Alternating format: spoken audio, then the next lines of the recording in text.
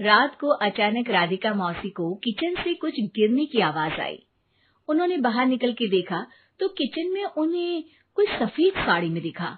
वो चीख पड़ी, हे भगवान, आलतू जलालतू आई बला को टालतू, आलतू जलालतू आई बला को टालतू। राधिका मौसी को चीखते सुनकर श्रवण बाहर आता है भागते हुए। अरे माँ, क्या हुआ?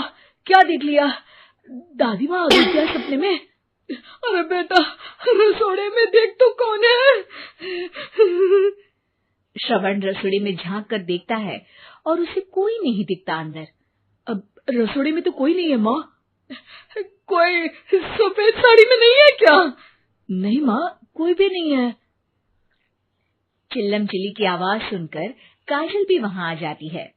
अब क्या हो गया माँ जी? अरे बेटा, रसोड़े में एक चुड़ैल थी सफेद साड़ी में। अरे क्या कर रही थी वो अंदर? अरे बताया नहीं, कल आएगी ना तो पूछ लूंगी। चुड़ैल जी, आपका क्या प्लान है? माँ जी, रात बहुत हो गई है, आपने कोई बुरा सपना देखा होगा, चलिए सो जाइए। राधिका मौसी सोने तो चली जाती है पर उनको रात भर नींद ही नहीं आती। वो कुछ भी उलझुल बातें सोचने लगती है। कहीं चुड़ैल की वजह से तो घर में टेंशन नहीं हो रहा, कहीं उसी की वजह से तो वो दादी नहीं बन पा रही। सुबह जब राधिका मौसी रसोड़े में छानबीन करती है तो पाती है कि नींबू का अचार गायब है। चुड़ैल नींबू का अचार ले गई, मुझे तो ठीक नहीं लग रहा कुछ। चुड़ैल को भी पता है कि जिंदगी का असली मजा तो खट्टे में ही है। राधिका मौसी झट से श्रवण को फोन कर देती है। बेटा, मुझे समस्या समझ में आ गई है, हमें एक तांत्रिक की जरूरत है। अरे क्या बोल रही हो माँ, तांत्रिक की क्या जरूरत है? आप पूजा पाठ तो कर ही रही हो ना। आलतू जलालतू मंत्र सारे फालतू जैसे कुछ मंत्र पढ़ो, चली जाएगी अपने आप चुड़ैल। अरे नहीं बेटा, कभी चुड़ैल को कम नहीं समझते।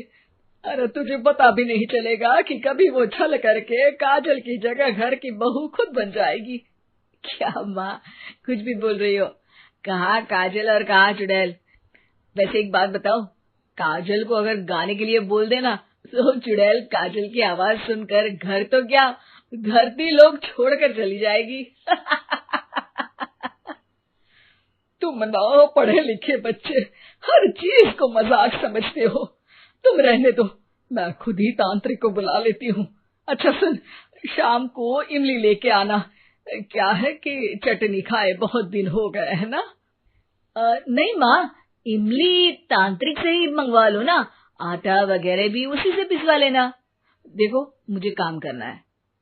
श्रवण रात को कई तरह की सब्जियों के साथ माँ के कहने पे चटनी के लिए इमली भी ले आया था, लेकिन राधिका मौसी के दिमाग में अलग ही फिल्म चल रही थी। उन्हें अब सिर्फ शक ही नहीं यकीन होने लगा था कि शायद चुड़ैल ने श्रवण पर अपना जाल बिछा दिया था, जिस वजह से श्रवण उनकी बात ही नहीं मान रहा था। पर कोई नहीं, आने वाली रात में राधिका मौसी खुद तैयार हो गई चुड़ैल को पकड़ने के लिए। रुद्राक्ष की माला, तुलसी का पत्ता, हनुमान चालीसा सब हाथ के पास ही था, बस चुड़ैल का इंतजार था। और जैसा राधिका मौसी ने सोचा था वैसा ही हुआ। वो चुड़ैल उस रात भी आई, पर वो राधिका मौसी से तेज निकली और राधिका मौसी के उससे पकड़ने के पहले ही वो भाग खड़ी हुई। जरूर बहू पे साया है उस चुड़ैल का, तभी तो श्रवण के कमरे में गई है। और अगली सुबह राधिका मौसी पिछली रात हुए हमले में किन चीजों का नुकसान हुआ उसका हिसाब लगा रही थी। उनके खेमे से एक आम के अचार की शीशी भी गायब हो चुकी थी और वो इमली भी जो कल श्रवण लेकर आया था। राधिका मौसी इस बारे में सोच ही रही थी कि श्रवण जल्दी से रसोड़े में आकर दवाइयों की पोटली ढूंढने लगता है। अरे बेटा, क्या हो गया? अब माँ, वो काजल की तबीयत खराब है, बहुत घबराहट हो रही है उसे। हे भगवान, मैंने पहले ही कहा था कि तांत्रिक को बुला लेते हैं, पर नहीं, अब देखो उस चुड़ैल ने काजल को अपने वश में करना शुरू भी कर दिया है। हालांकि श्रवण भूतों में विश्वास नहीं करता था, पर अब वो भी डर जाता है और राजी हो जाता है एक तांत्रिक को बुलाने के लिए। कुछ ही घंटों में तांत्रिक आ जाते हैं और राधिका मौसी तांत्रिक जी को सब बता देती है।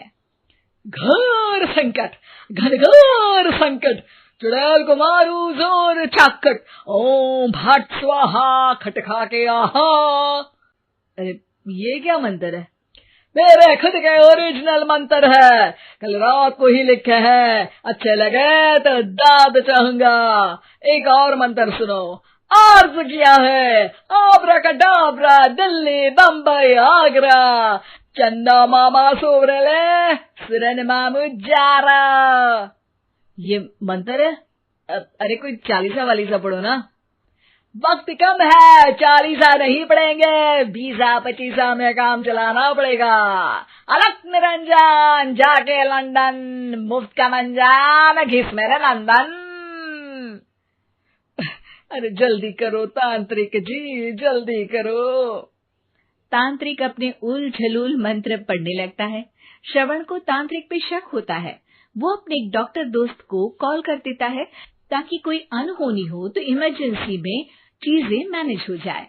तांत्रिक धुनी रमाता है, जिसकी वजह से कमरे में काफी धुआं हो जाता है और जिसकी वजह से बहू की घबराहट बढ़ जाती है। अब भागेगी चुड़ैल। हाँ। बहू खांसते हुए धुएं से बचने के लिए बाहर चली जाती है। अरे भाग रही है, भाग रही है। पीछे पीछे श्रवण भी जाता है। बहू एक सोफे पर बैठ जाती है। तभी डॉक्टर दोस्त आ जाते हैं और श्रवण को पानी लाने के लिए कहते हैं। थोड़े चेकअप के बाद डॉक्टर कहते हैं, मेरे हिसाब से जाप का काम पूरा हो गया है। क्या मतलब? अरे कुछ भी नहीं माँ, कोई चुड़ैल नहीं है, खुशखबरी है, अब दादी बनने वाली है। मगर वो सब अचार के डब्बे। श्रवण दोनों अचार के डब्बे अपनी माँ को दिखाता है, जो कि उनके बिस्तर के नीचे छुपे हुए थे। आपने सही बोला था माँ, वो चुड़ैल काजल ही थी जो खट्टा खा रही थी। हमें कल ही पता चला, पर हमने आपको ये तांत्रिक वाला काम करने दिया ताकि आपको भरोसा हो जाए कि भूत वगैरह कुछ होता ही नहीं। अच्छा अच्छा, ये तो बड़ी खुशी की बात है। पर बेटा मुझे एक झाड़ू तो ला दे। क्यों माँ? ये तांत्रिक का भूत उतारती हूँ मैं। अब तांत्रिक राधा मौसी के डर से घर से भाग निकलता है और राधा मौसी उसके पीछे भागती है। अरे संकट ये घनघोर है, तांत्रिक मुआ चोर है।